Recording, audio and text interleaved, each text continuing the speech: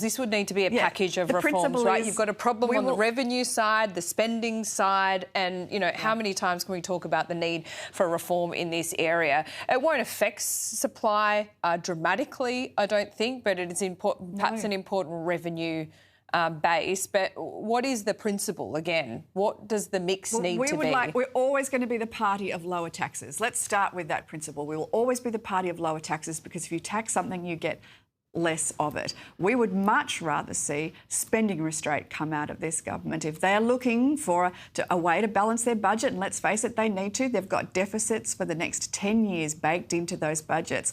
They need to start talking about spending restraint. That's why when Angus Taylor was first elected leader, the first thing he did was send a letter to the Prime Minister offering to put together with the government a joint task force on spending restraint.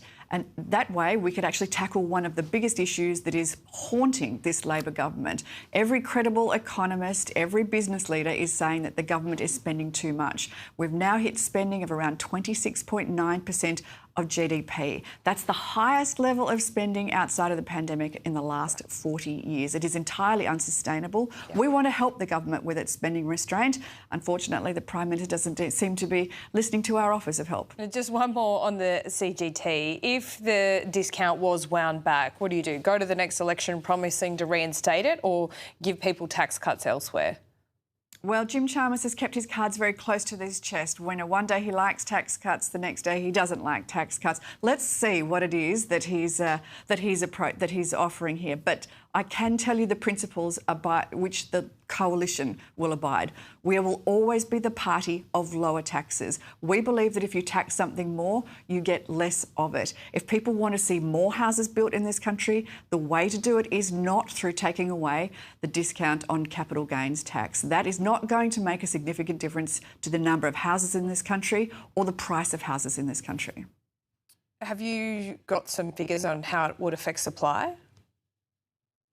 Every economist that has been appearing before, I think there's a Senate committee that's looking into this issue right now.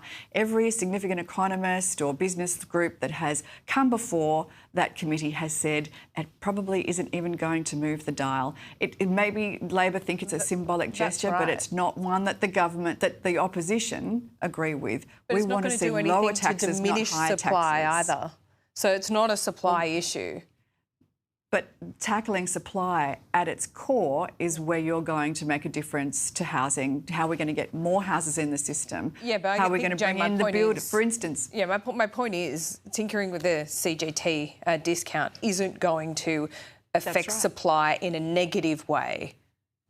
But it isn't going to affect supply in a significantly positive way either. And yet, potentially this government or the alternative government more revenue perhaps to spend in other areas that might affect supply. So, you know, you could have some kind of... The best way to have more revenue is to control your expenditure restraint. If you want to deliver more promises to Australians, whether it be through tax cuts, whether it be through housing programs, if you can restrain your spending in other areas, something that this government has failed to do at every opportunity, well, that's how you get more revenue. If we want to see a more balanced budget, if we want to see a smaller public sector and a thriving private sector, spending restraint is the first step to that.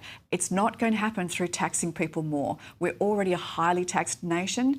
This is simply tinkering at the edges. It's a symbolic issue. We do not want to see a change to the discount on capital gains tax if it's not going to make a difference to housing supply, and all it's going to end up doing is taxing Australians more. OK, so this is a no-go area, even with a package of reform attached to it. Is that right? No one has demonstrated that whatever it is that's being floated now is going to make a difference to housing supply. If you're coming up with your own policy agenda, would you touch CGT as part of a broader package of reform?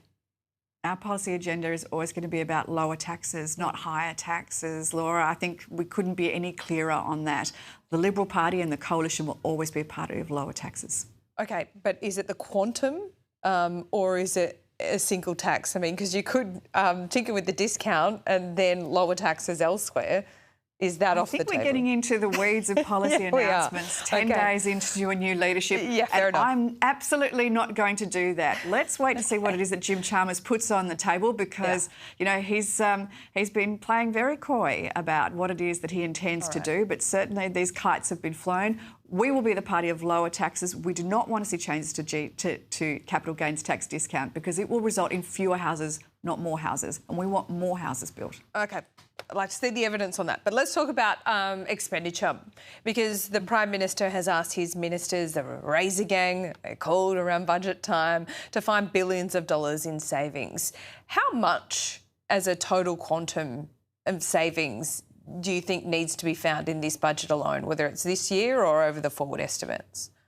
Well, this is the $57 billion question, isn't it, Laura? I mean, let's face it, that's the budget black hole that was admitted to by Treasury officials at the last Senate estimates. This is a government that has claimed to be fiscally responsible, that has claimed to make sensible savings, but in fact all it's done is reallocated those savings to higher and higher expenditure. And the data makes that very, very clear. Now, I'm thrilled that the Prime Minister has come out and said, let's look for savings, but it probably is too little too late. We are already now, as I said, at the highest level of expenditure in the last 40 years outside of a pandemic, 26.9% of GDP. That's an entirely unsustainable level that is simply going to increase the deficits, it's going to increase the debt, and it's going to be future generations that pay for it. Now, we have offered our help. We have said that if the government can find sensible reforms, sensible changes to expenditure, then we will assist with that. But the government hasn't taken up our offer. I'm not surprised. We will see what happens, though. Jane Hume, I finally just want to ask you about this threat, apparent threat that was made against the Prime Minister last night. He was evacuated from the lodge, moved to a secure location. There are an increasing number of threats against politicians. We saw someone arrested last week for making threats against Jim Chalmers, and it's not just ministers of government. This has happened right across the board, and I think it has been increasing for quite some time. What is the responsibility of you, all politicians, even us in the media, to bring the temperature down, or are we on this path now to this Americanisation? I genuinely hope not. I heard your interview with Julian Hill before, and there's a lot of things I disagree with Julian Hill on, but this is one of them.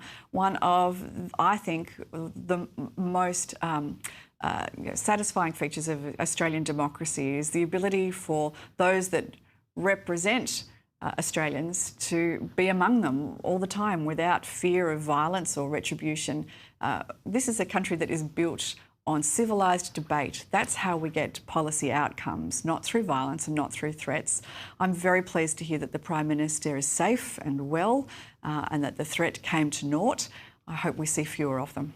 Jane Hume, great to talk to you today. Thanks so much. You too, Laura.